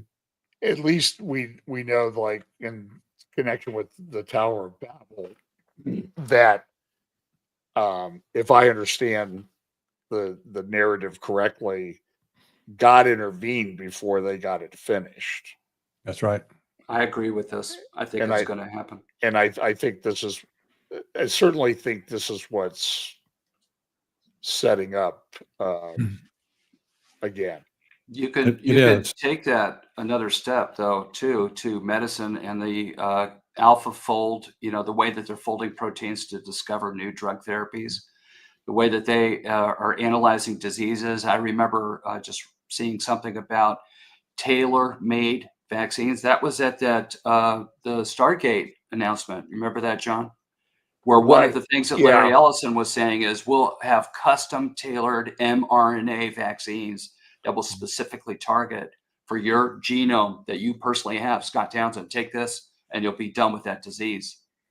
That's one of the things I don't know if his, I'm not a doctor, but I can pretend to play one, I guess. But, I don't know that Larry Ellison was entirely accurate. I do know that there's tremendous stuff going on in healthcare. I mentioned Saudi Arabia, NEOM, and what they're doing. And Saudi Arabia has been at the forefront of a lot of this through its financial investment, Future Investment Initiative Institute, which is like a Davos in the desert, they call it. And they're pushing healthcare. I mean, and it's like, look, you're all unique, and we can run this through AI, and we can figure out what specific treatment you might need for a particular health problem.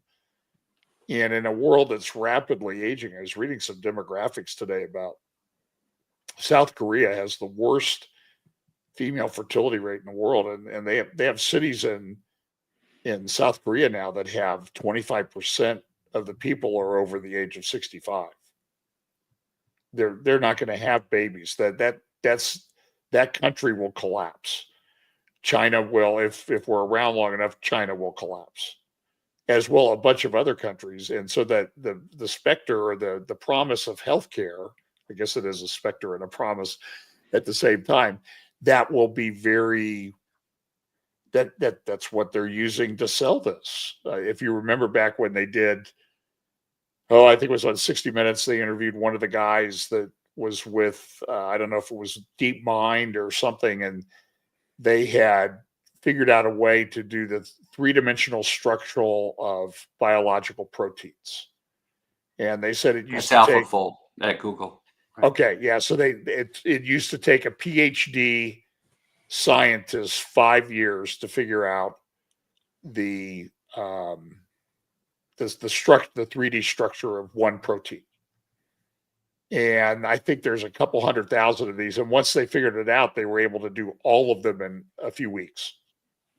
So 1 billion years of PhD research time was whittled down to a few weeks.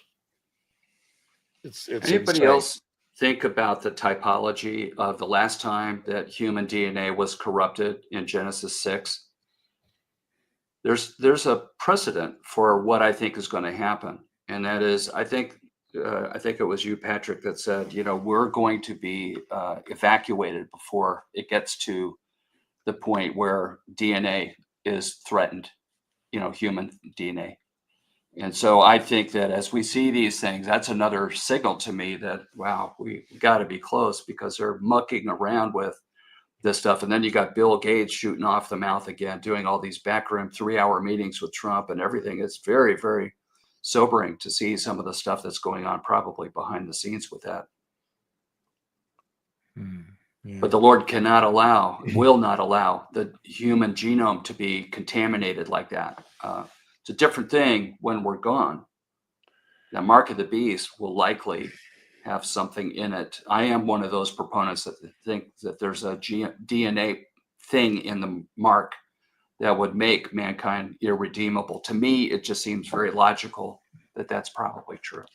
Yeah, Doug Camp's written on that extensively. Corrupting.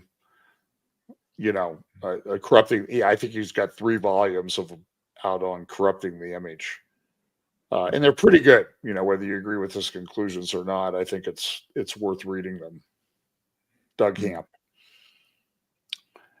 So, okay, so let's shift a little bit.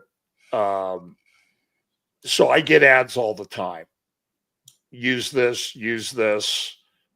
It must be reading my mind that I have a inbox or inboxes and some of my email accounts that are totally out of control. And so here's a new AI tool that will help you winnow down all of the junk in your inbox, and your life will be better. So what practical steps, what should we not do with regard to these AI tools that are being shoved in our face all the time? I will just very briefly say that I'm speaking to this. We've been talking for 18 months about developing a best practices for how to guard against AI, intrusion in our lives. And I've been documenting this. I have a weekly Substack at iamawatchman.substack.com where I have this best practice. The first thing that I did was on Microsoft Recall. And then after that, I did it on Windows Update and how to know if you have Recall enabled or not. So there's a spoiler alert on that second episode. There's the command you use on a Windows computer that will tell you what the status of Recall is for your computer. And last week I did it on, I can't even remember right now. It's so, anyway, I'm starting to address this. Tonight I will be releasing one for tomorrow on Adobe Acrobat. And so these are ways that I'm trying to help educate our audience and others about how to defend against a lot of this stuff right now. Yeah. Pete, do you use AI, or what are your thoughts on what we should do and not do? Yeah, I use it a little bit for mostly just compiling information.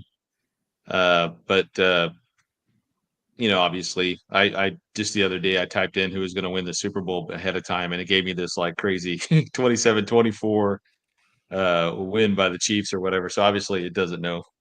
It's very limited in also what it can predict. But I feel like there's it's like everything else. It's a healthy balance. For me, like if I look at Google search, or any kind of search engine, I mean, really the AI is just a little bit, to me, more personally tailored, and it's not going to give you a bunch of links. It's going to just give you the answer that you're looking for, rather than just throwing up, 30 links on a page that 29 have nothing to do with what you're really looking for. Because those things can be obviously rigged in the algorithms to lean one direction or the other, politically speaking. I think the danger for me, the biggest danger for AI isn't necessarily the warfare component of it. It's going to be the religious component of it. So when people when this thing keeps getting faster and faster and more powerful, I think there's going to be a huge jump for the younger generation to begin treating this thing like it's some kind of a deity, because they're going to, these Jesus apps and all the Jesus AI and all the, I'm sure you can get, that will be paired up with an assistant like a Jarvis, that you can get your own kind of Jarvis kind of thing, and that thing is going to begin whispering. So I think right at the stage where we are right now, it's still very much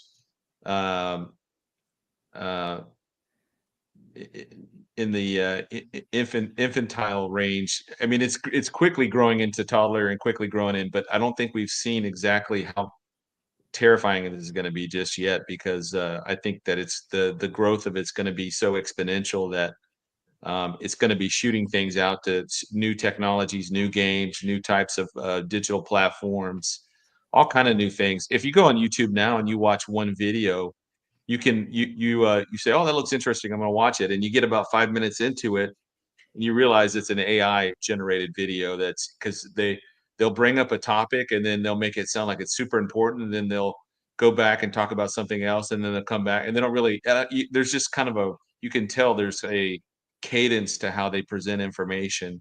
So right now it's still pretty obvious, but I fear that the deep fakes and all that other stuff is going to continue to get exponentially more deceptive, to the point we're not going to really understand what's real or what's not real, and there's going to have to be some type of way to validate that.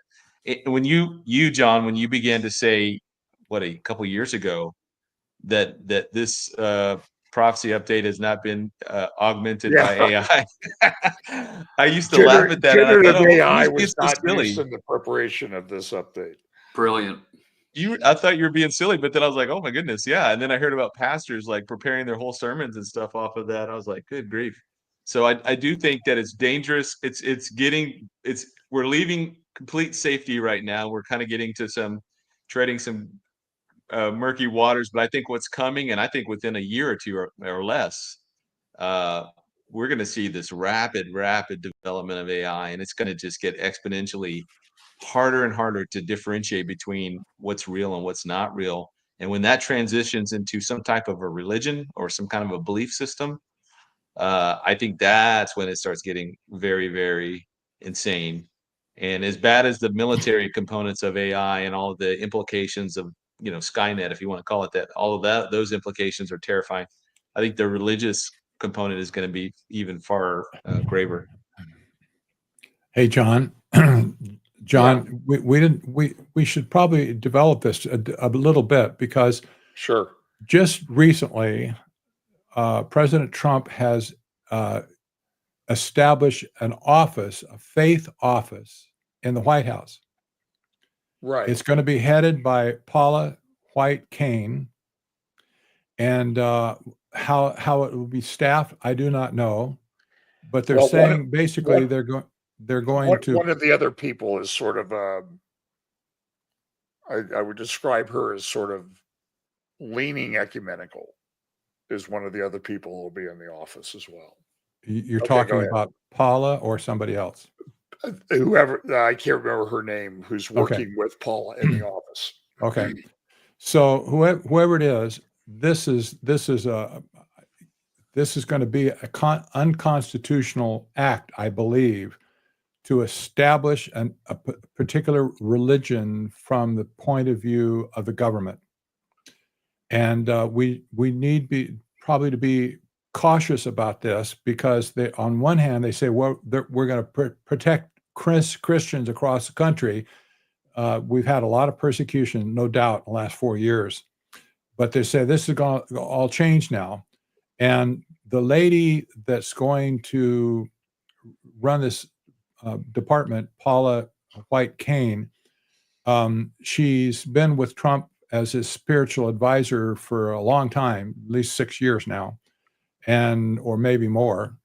And she hails, or she comes from, the NAR perspective. That's the new I can't say the word. Apostolic Reformation. Exactly. And so this is kind of an aberrant teaching, biblically speaking, on the mandate, the Christian mandate to take over certain centers of society for Christ, and that includes the government. Yeah. So this is going to be disturbing. It has nothing to do with AI for sure, but this is something that Christians should be acutely aware of, because if this thing gets traction and she gets the megaphone at this point to broadcast stuff to the Christian community, especially, there's going to be a slew of Christians who chase after her and her doctrine, and it will not end well for them, I do not think. So I put that warning out. And that's being a watchman at this point, I realize. But this could be very serious for many Christians who follow after this idea that Christ, somehow they're going to bring the kingdom of God to earth, conquer all these centers of power for Christ on earth, and then Christ will return for the church. This is crazy thinking, and it just doesn't jive with biblical Christianity, in my opinion. Yeah, when it first came out, I was it's sort of violating one of my personal rules about trying to win an argument on the internet. And it doesn't usually happen even for lawyers. So I think that's because in a courtroom, at least the judge is theoretically accountable to somebody, but on the internet, nobody's accountable to an overarching system of thought. But so the way it first came down, the way it was presented was, hey, I'm starting a task force to protect Christians from discrimination and persecution. That they were targeted during the last years of the Biden administration. It actually started during the first 2 terms of the Obama administration through the tax code and tax department. So, we're all for that. But I agree with you, Patrick, that now she's appointed to this faith office to sort of determine how things are going. So there was nothing in the original thing that came out that she was going to be determining what is correct doctrine. And should she be doing that in a government office, it's blatantly unconstitutional and wrong. And we need to stand up and resist that and call the White House and tell them to stop it. But, Paula White has many, many problems. I think her third husband is Jonathan Cain from the rock group Journey, who wrote or co-wrote the famous song "Don't Stop Believing." And so I was kind of joking with somebody the other day, and I thought, well, so now is "Don't Stop Believing" going to start appearing on the worship team list of acceptable songs? It will become a worship anthem. But I think it's bad. Believe me, I have videos of her with Mother Moon, Some Young Moon's mother, but the Mooney group. She's been at that. She gets paid. And if you've ever watched the videos of that, they're just really creepy. But, other people have appeared at them too, like Mike Pence, Mike Pompeo, and maybe even Trump. I don't know. I'm pretty sure Trump went to one of them as well. And I assume that they just got a big contribution to do it. But, all of this is very concerning. And it's something that I think we as watchmen for, what's happening in the end times, one of the overarching thing Jesus said was take heed that no man deceive you. So we need to be watching out for that. Agreed. Yeah. So, Scott, I want to ask you a quick question. We try to keep these things to a couple hours, and it looks like we're bumping up against that. So, you've mentioned in the past, I don't know if we've really gone into it enough, things like, and I know you sent us this article about OpenAI has introduced a novel agentic system called Operator. Kind of explain that to us. And I think Microsoft is also doing something like that with cloning your computer. In fact, I saw a very good video by, he's Chinese, but he's American Chinese. And he was talking about the fact that we have all these things on our computers to encrypt our data, right? Protect our data. But now with like iPhone and Microsoft, and I assume this OpenAI thing, they just grab it off your screen before it gets to your encrypted part of your computer. Am I incorrect not in yet, that? John, Okay. not yet. So here, this is a little bit of a fine detail right here, but what OpenAI just released a week ago, I think it was, is a new product called Desktop. And what it does is been done for a long time, a couple decades now. What it does is it scrapes the web, okay? But so in the desktop app that you get from OpenAI, it has the ability to be agentic. That's what the term is when you have an AI agent. The agent does things as a proxy for you. So you don't have to be personally involved in that anymore. Okay, so we've talked about agentic frameworks. The difference is when you're talking to a chatbot, you are tied to that conversation. Stop talking, the chatbot stops. Okay. On the agentic side, what's going to happen and is happening now is you command the AI agent, go do this for me. And you unplug from that. And now it works. Okay. Not just one instance of the agent, but potentially tens or hundreds, depending what your budget is for it. So you can have an army of these AI agents out there doing things on your behalf. And so one of the things that Desktop does, this new feature from OpenAI, is it allows you to tell the agent in the desktop, go, I want to make reservations at this 3 Michelin star restaurant, let's say. Maybe the French Laundry up in Napa somewhere. And what happens is there's an internal browser session that happens. It's not on your computer, okay? It's in a virtualized container that has a browser that's scraping and moving the mouse, typing in the keyboard. So the AI agent is actually performing as a human would be doing in order to go find, where do I go get the tickets from? Do I go to the restaurants thing? Do I go to, what's that restaurant app? I can't remember, Table something. Yelp. Yeah, Yelp, exactly. Table, there's a table. Open table. Yeah. Open table, yeah. So probably use Open Table for that, or make a phone call because it can project a voice. Remember, Google's been demoing voice-based interactions for 3 years now. Yes. So it's a voice. Hey, I need to make a reservation for, I want to go at this time. What's your first available? Now you're probably 6 months out, maybe a year out at the French Laundry, but just work with me on this. And then that agent is or the operator or the receptionist at that restaurant begins interacting on voice.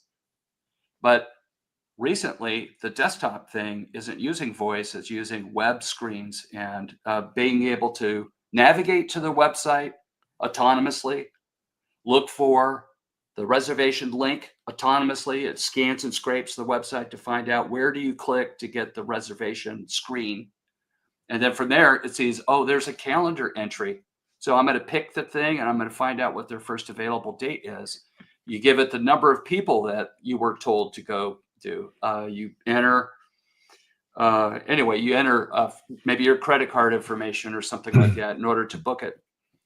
So that's what OpenAI has done. Now it's shaky. I saw the launch demo and it wasn't operating flawlessly. And that's exactly what happens. These are brand new technologies, but it will only get better. So that is what's happening right there, but it is not yet on your computer doing it. It's using a virtualized container to do it.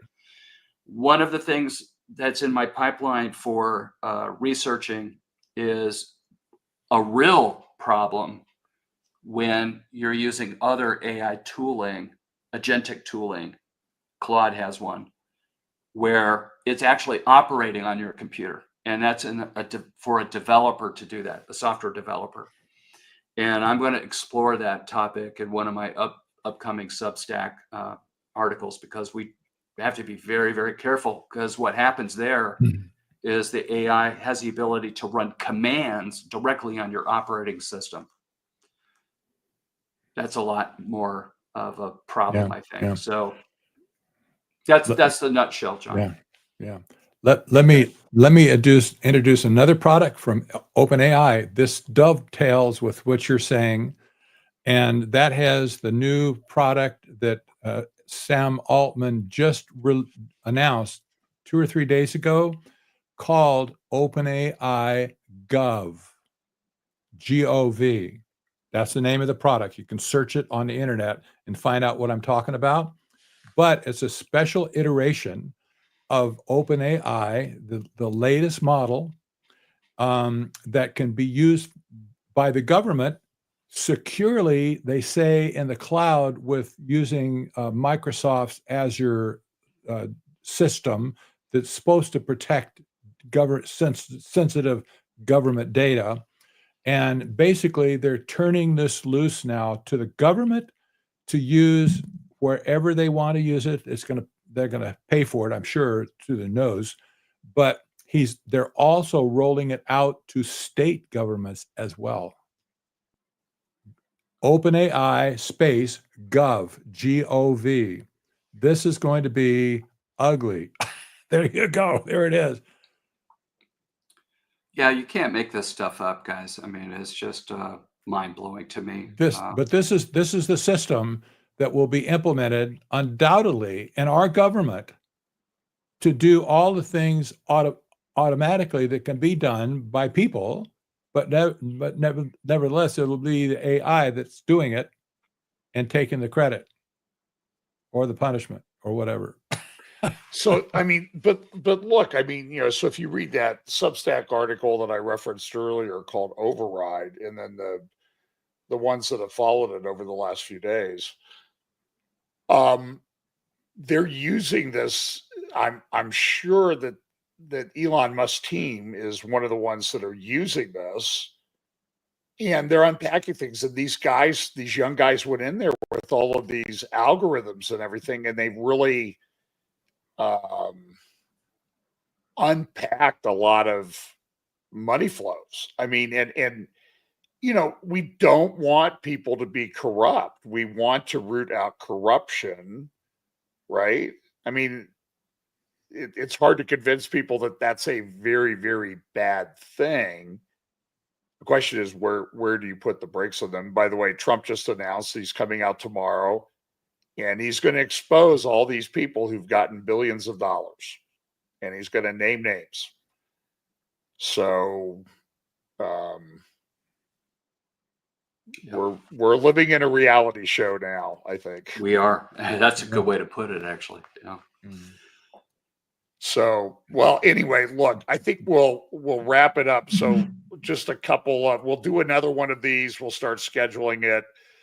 We try to do them every 4 weeks or so at most. And maybe we just need to have an open mic night sometime. And just read through our Twitter and Facebook feeds to get subjects to talk about. It's crazy. So I just want to remind everybody. So we may do an AMA, John. Ask Me Anything, where we serve as the panel for people coming in with comments. Yeah, that would be a good idea. So I have an AI for that. No. We will be your AI. You don't need any other AI. Oh no, you guys. So anyway, I appreciate everybody. I apologize for the problems on the FBC YouTube channel at the beginning. I just want to remind you of a couple things. I'm going to be doing another roundtable on Israel, Zionism, and anti-Semitism at 10 a.m. Eastern tomorrow morning. And that'll be with me, Brian Schrager from Israel, Dexter Van Zyl from Middle East Forum, and Jim Fletcher. So if you want to watch that, and this one will be reposted, that one will be live. It'll also be reposted. I'm going to do Kurt Reed's program tomorrow. I think that's at 3:00 Eastern. So, and I'm actually going to be at Calvary Chapel, La Harbor again on April 29th in California. So anyway, and I know we all have a lot of things coming up, so we do appreciate you taking the time to come, and we just pray, what's the operative term? We're to be wise as serpents, harmless as doves, and always stand for the truth. And it's going to be an interesting ride till we're out of here one way or the other.